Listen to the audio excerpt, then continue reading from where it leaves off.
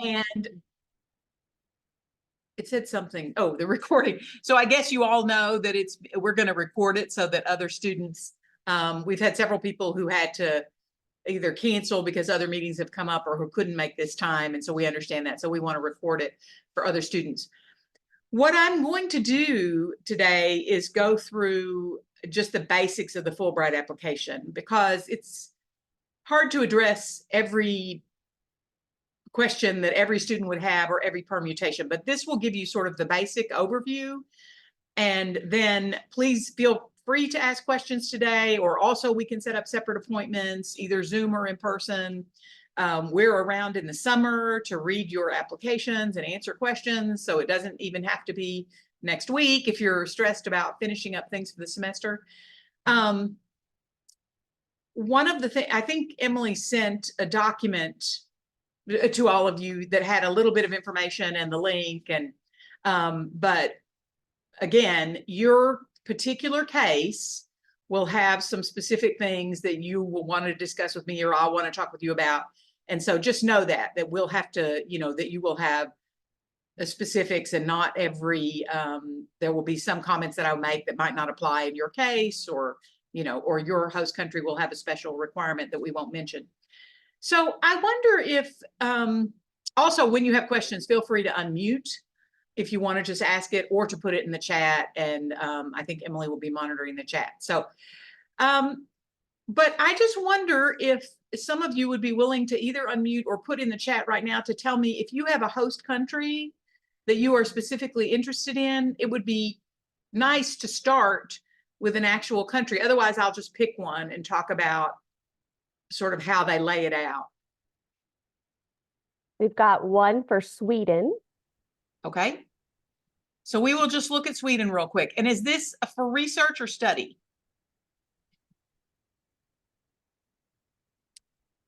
Research. Okay. Julia's looking at Sweden for research. We also have France, and then either Germany, Spain, or Cyprus, and then one at possibly the United Kingdom.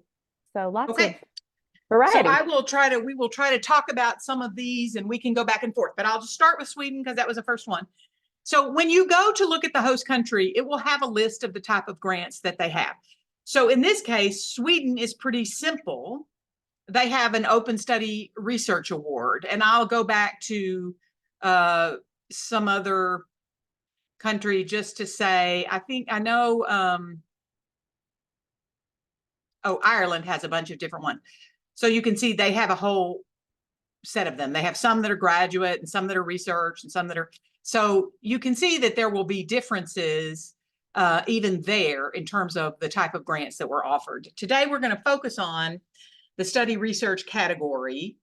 And this is a little confusing in and of itself. I wish they didn't put those together, because sometimes they don't actually mean that you have both options, study research. Sometimes you only have study or research, and yet they shove all this together. So one of the things you have to do is open up the information about the grant. And if you go down, sometimes it's just easiest to run down to this little section, Fulbright proposal types, and it will tell you what you can actually do there. So for example, Sweden will let you come and do an independent research project that you have proposed, and you have developed an affiliate in the country, and but it's not a university program. And then, or you can apply to do a graduate degree there, most likely master's, but some people do DPhils or PhDs.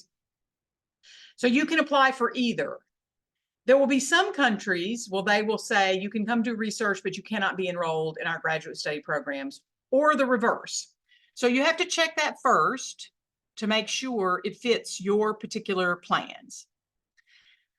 Then you go back up and it tells you all the degree levels at which people can come. So you can apply to do an independent research year during the senior year of your bachelor's and go and do it right after you graduate. You can do it as a master's student for thesis research, or a doctoral student for dissertation research. You could even do it as an alumni that's in between a degree program that wants to go do an independent year of research. So there are lots of different times that you could come in.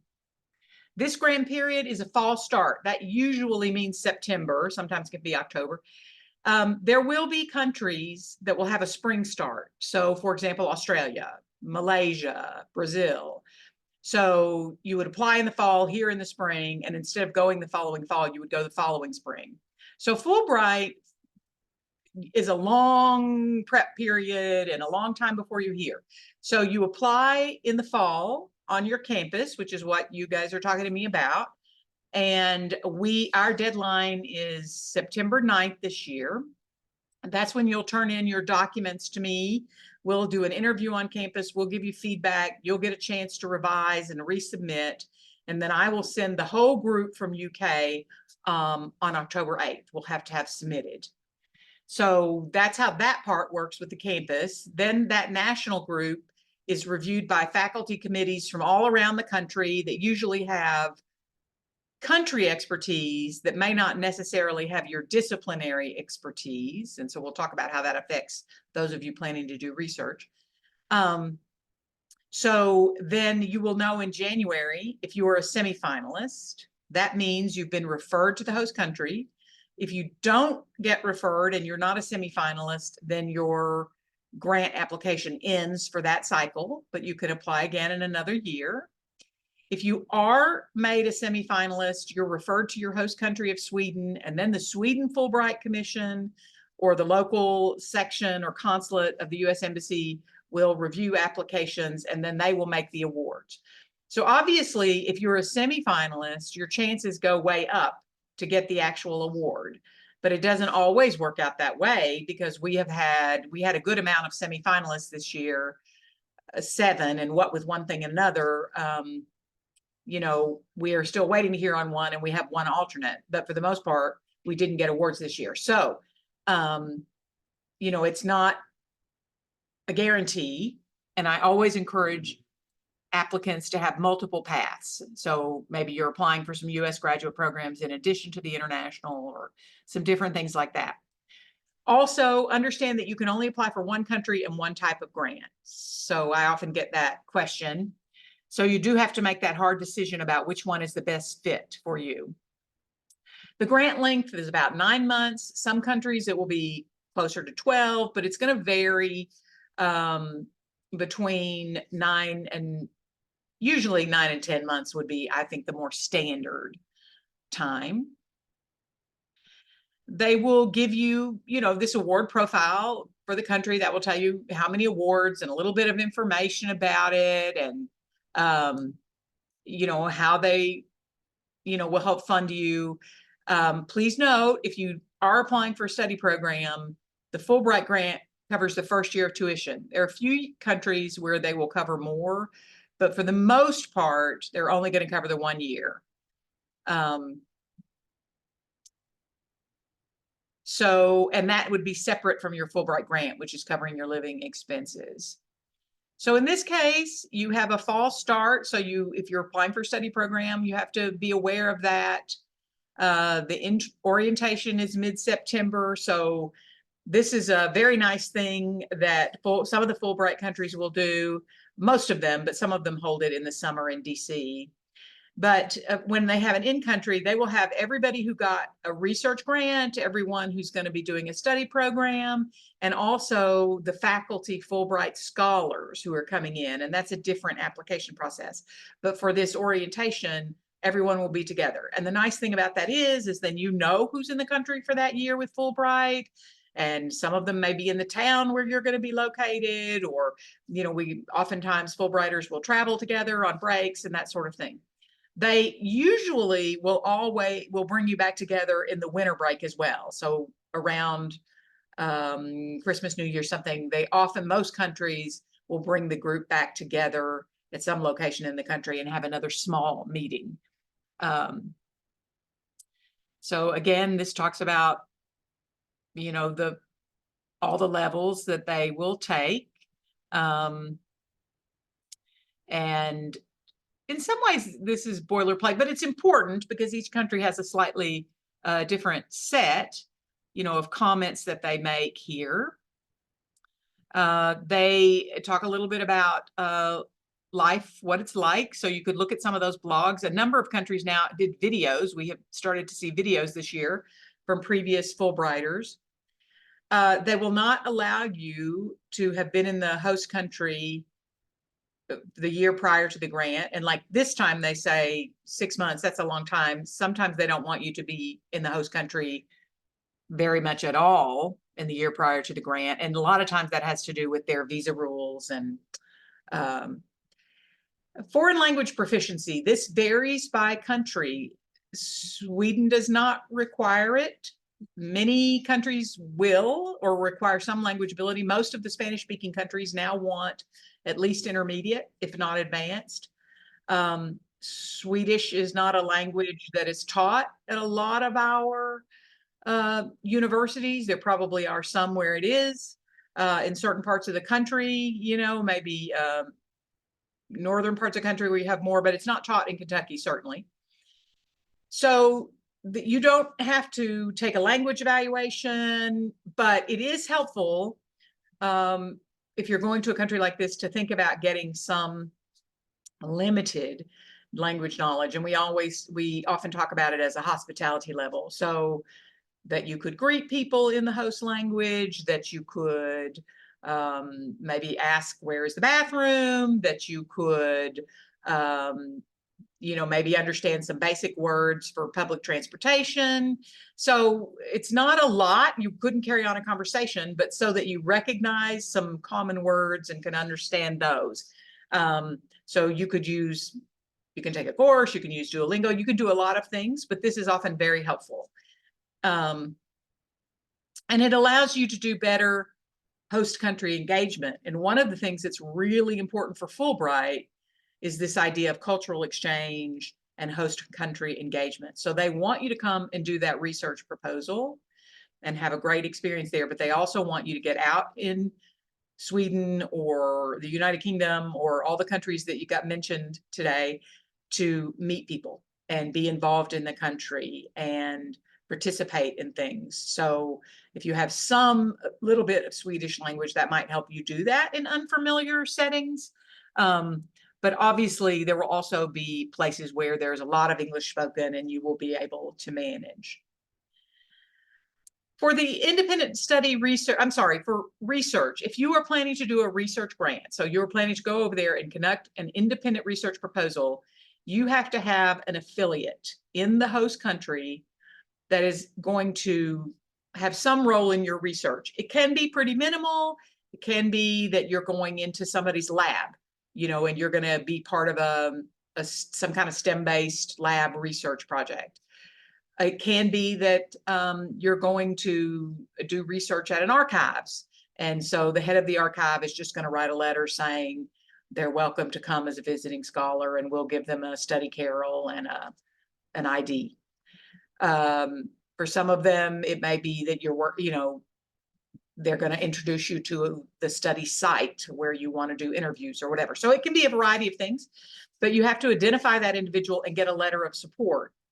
So obviously they need to know what you're doing. This is one of the things that can be the hardest thing about the research grant, and which is why we encourage you to start early. Don't wait until very late in the summer to start thinking about who this person would be. In some countries, the faculty are not very available in August, and so you want to be doing that now, or they're not very available in the summer. So, and I can talk with individuals about how you can find an affiliate. Sometimes you can work through faculty at UK who've met people at conferences or who went to graduate school with somebody, or, you know about somebody's research. There's lots of ways to do it, but you can also send an email just out of the blue. For the degree enrollment, you would have to be accepted prior to grant start. So that means prior to that September time. So you don't have to have the letter up front. You don't have to apply for the graduate program before you submit your Fulbright. The graduate degree enrollment and the Fulbright application are two separate things, and you have to do them separately. So you would apply for your Fulbright, and then you would apply for the graduate program. Some students will say to me, I can only go to the graduate program if I get a Fulbright. And so they want to wait as late as possible to submit their application. So they want to wait until they know whether or not they're a semifinalist in January. That is okay, as long as you are ready to go and ready to hit submit very shortly after that, because one of the things you don't want to do is not get your materials in time and not have a decision made and then find that you got the grant and that you either didn't get accepted to that program or you don't know, because they will not let you just take that grant and use it for other programs. So some students say they're going to go no matter what, whether it's Fulbright or not, in which case I say, well, go ahead and get your application in. Because sometimes with institutions, maybe you don't get a Fulbright, but you might get another scholarship from the institution. We have had that happen for our students. But I can talk with you about that, but that's definitely something you want to think about your timing. So it talks a little more, it will give the degree seeking students some information. So independent researchers. So this is the way, it's going to be somewhat similar as you're reading for all these host countries. Some of them don't give a specific stipend amount, but I've noticed a few more countries are doing this now. It may not mean that much to us. We don't know how much a krona will purchase, but in general, they try to set the stipend to the living standard of the country. So that means it's probably a little bit higher in Germany than it might be, in a smaller country with a different standard of living. So it can vary about what you're permitted. Now, Fulbright ultimately pays all the costs, like they will pay your travel costs and your stipend and your health insurance. Was there a question, Emily? Yes. This is from Julia. If I were hoping to do the research grant in the fall after graduation, what year or semester would I apply? And I believe Julia was the one that, yes, Julia is the one that okay, said it's a she was year talking out. about So you Sweden. couldn't go this coming fall because the application for the people who will get grants for this coming fall was last fall. So if you are applying in fall 2024, which is our next cycle, then you would actually be going fall 2025 or spring 2026 if you're applying for Brazil or Australia. So it's basically a year-long process for most grants. Did that make sense? Okay. Now, let me look briefly. I don't want to talk too long because I do want to give you guys time for more questions. I want to have you look at the applicants tab. When you start your Fulbright online application, this is where you find it, under the applicants tab. And basically, it's like you've done this many times. I'm sure you set up your own account. You'll have your own password and log in. You can go in and out regularly, right? So if you applied for a Fulbright before, they'll expect you to go back, if you're a returning user. But most of you are going to be first time. So you're going to create an account. And there will be some online information that you will be filling out for the Fulbright grant. I'm going to talk to you about application components.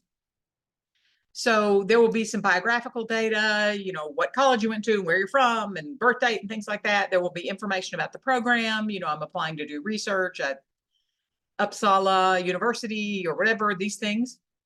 Now, so those are kind of your basics for the most part.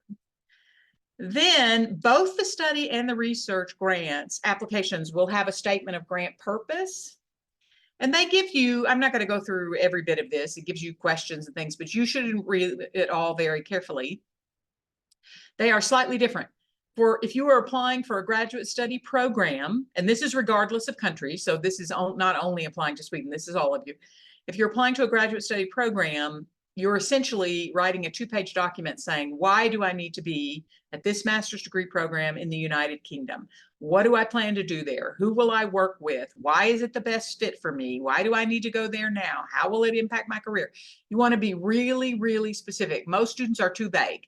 Like, I would just like to go to graduate school there and it's a really good program. And, you want to be really specific, which means you need to do some spade work and learning that program. So, you want to reach out to them. You want to get online and really look. Now, if you are doing a research project, it operates a little differently. It is essentially a 2-page research proposal. 2 pages is not very much for a research proposal, as you know. So one of the things you've got to do is be incredibly concise, because at the same time, you have to get in all this information they want to know. Why do you need to do this? How will you do this? What will the location? How are you qualified to do this? all of this kind of information. What is the feasible project? So one of the things that you will want to do is think about that very carefully. What actually are you planning to do? What is a timeline for what you plan to do? Do not be overly ambitious about your timeline, because they know that even though you have 9 months, technically you won't be doing research for 9 months, because it takes people a while to get situated in the country and get their housing arrangements and their banking arrangements and all that kind of stuff. So they know that you're not going to spend every day of the full 9 months on your research project. It also means that you don't have room for all the many pages of lit review that you probably have, that you've worked so hard on getting the background for your project. That almost has to be taken as a given with Fulbright. Very little of your lit review will actually be able to fit in, because when you have 2 pages, you're actually talking about the actual project. So there may be a reference here and there, to something specific. This is something where a recommender could do a little more of that for you, but you are going to be really talking about the meat of your proposal.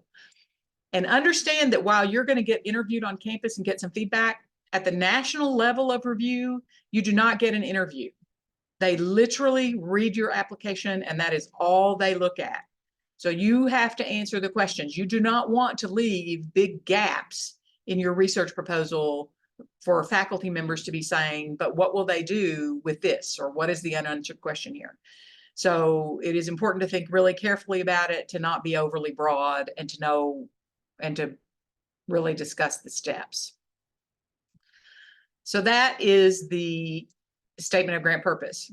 Now, everybody, and the affiliation letter, this is mostly for the research people, and I talked about that earlier. And we have to have an actual letter.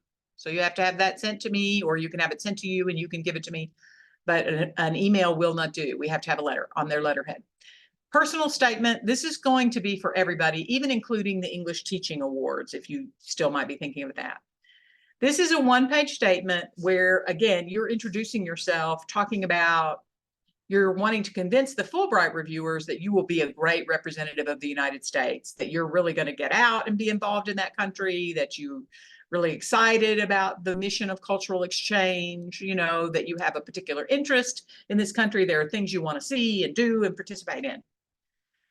One of the things I always try to caution people, this description of the personal statement sometimes is misleading, because when it talks about detailing your personal history and family background, that's really not exactly what they want. And sometimes that leads students into spending a lot of time about, I grew up in this town and my grandparents did this or whatever. They really don't want that.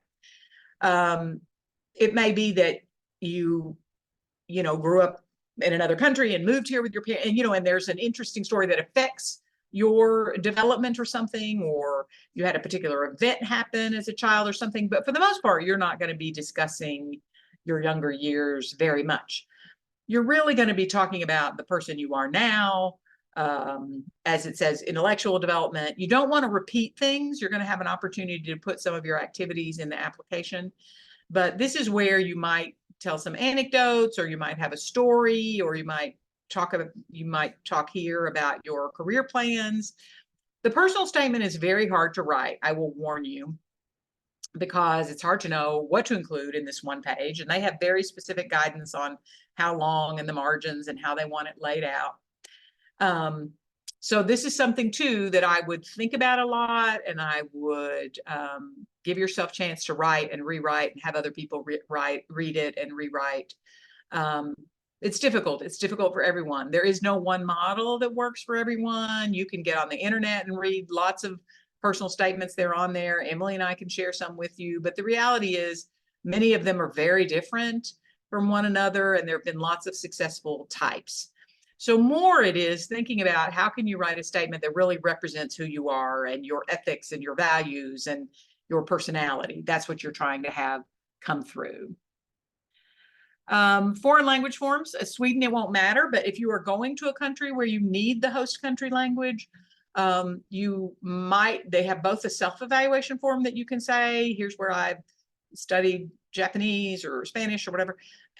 But if you were in a country where you have to verify you must meet intermediate level or you must be advanced or whatever, then you also have to have someone do a foreign language evaluation. A lot of those we can get done on campus. either because we teach the language here or because we have a faculty member who speaks the language, even if we don't teach it, or maybe you had a high school teacher who spoke it. There are lots of ways to get that done. And so we can talk about that if you have an unusual language and you're not sure. Recommendations. For both the study and the research, you will want faculty for the most part. It could be a research mentor. I mean, there might be some circumstances, but for the most part, you're wanting faculty because for those of you wanting to do a study, you're wanting faculty who can talk about that you are ready for graduate work, you are able to adjust and do graduate work in another country, in another system, that you've picked an excellent university for yourself, an excellent project for yourself. Those are the things you want them to be able to talk about. You also want them to be able to say, you'll be a great representative of the US, but in general, these are not character letters. For those of you doing a year of research, you also want people to comment on your proposal, to say, this is going to contribute to the knowledge in the field, this student has worked very hard, and this is why they're so prepared, you know, it's going to be a great project, all of that. You want people who can really comment about that, not just say, you were a good student in my class, right? So you need people who also know your work and know what you're planning to do. Transcripts, unofficial transcripts are fine, but you do need all your transcripts. So if you did your undergraduate degree somewhere else, or you took classes, you were a transfer student, or you did a study abroad, you need copies of all your transcripts, but unofficial is fine. And then ethical requirements, this would be particularly for those of you doing research proposals. You would want to have those vetted by the IRB Institutional Review Board. In some countries, they also want you to do it in their host country, so you would want to read that carefully. But if you're, you know, planning to do something with animals in Sweden, you've got to get that. You need to be ready in time that UK can approve that before you go, because Sweden will want to know that you have that. Also, for those of you who are thinking you might go do a research proposal and then you might use that as a basis for dissertation research at a later time or something, they will want to know that you had that reviewed by an IRB committee. Otherwise, you could run into difficulties using any of that data. Okay, I think I've gone really fast through this. There's a lot of information to Fulbright. I know you didn't get it all. If you did, amazing. But what are the questions that I can answer? And we can go through some of this multiple times. There's just a lot of information when you're applying for a Fulbright grant. Questions or comments, and feel free to unmute. I can look at some other countries if people want me to. We do have some, oh, no, go ahead. So my first question is about this letter of affiliation. Because one of the countries that I listed, I have contacts at the university level that would most likely support the research I want to do. But in countries that I don't have those affiliations or contacts, how do students normally go about finding an affiliation letter or a sponsorship? Okay, so give me for example of the country, maybe. I don't. The one that I do have contacts or do not? Do not, I guess. I guess Cyprus. I'm sorry, I didn't understand. Cyprus. Cyprus? Yes. So what you would want to do, I think, first is talk to faculty that you're working with on your research, talk to faculty here. Does anybody know anybody there? So for example, last year during the Fulbright cycle, we had someone who wanted to apply for Greece. Well, we know of a faculty member who is Greek and has done research there. We were able to connect them. So sometimes we know of a faculty member who's from there, who's visited there, who did a Fulbright Scholar Year there, who is doing research on that region of the world or whatever. Sometimes we can help connect you. Sometimes we can't. So first, I would say work through your contacts at UK and see if you can't find someone. You may also, I don't know what the field of research is, but you may also sort of be thinking about, you know, is it a university there that you would want to work with somebody, and you can start taking a look. At conferences, does anyone come from that host country? But sometimes you just have to literally pick out people and send them an email and say, I'm a student at UK. This is my plan. I would like to come. I'm applying for Fulbright for funding. You make it clear to them that they do not have to fund you, right? That is not what they do, but you need either access to the site, or I don't know exactly what the research proposal is. So you might be asking them for different things. And then you have to keep going till you find someone who will respond. This is why this can be one of the more challenging aspects of it. But sometimes, faculty will reach back and say, I'm not the right person, but let me introduce you to my colleague down the hall who I've copied on this because they would be a better fit for your, so oftentimes people are working through kind of a chain of contacts until they reach somebody who's really interested in their proposal and wants to help. Did that answer the question at least briefly? I know it's hard. Yeah. Yes, that did. Thank you. Yeah. Yeah. Other questions? I have one, yeah. Yeah. I'm studying Russian, and I'm thinking about doing this program, and I guess I had the question about like I don't know what country to apply to, like for like this venue. Like there are other Russian language countries, but I don't know like if my like in any of the countries I'm focusing on, it would be like more like sociological stuff in like the Russian diaspora that is there. And I don't know if that is the right, like if the countries I'm applying to would appreciate that, I guess, if this is a kind of line of questioning I should go down for proposing something. Well,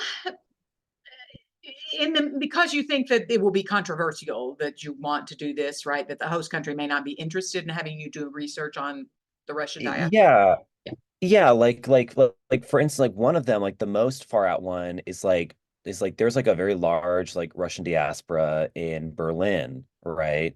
But I feel like that would be reaching the hardest to ask. I was like, well, like country of Germany, I would love to do this thing about Russian.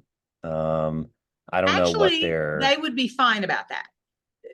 okay. Because I mean, you would also want to make it clear in your personal statement and other that you're truly interested in Germany, that you want to get out and meet people in Germany and you're interested in Germany, but that your actual research project just happens to focus on Russian speakers or the Russian diaspora, right? They're not going to have a problem with that. I'm not saying that there aren't some countries that would, Yeah. but for the most part, students go with all kinds of research projects.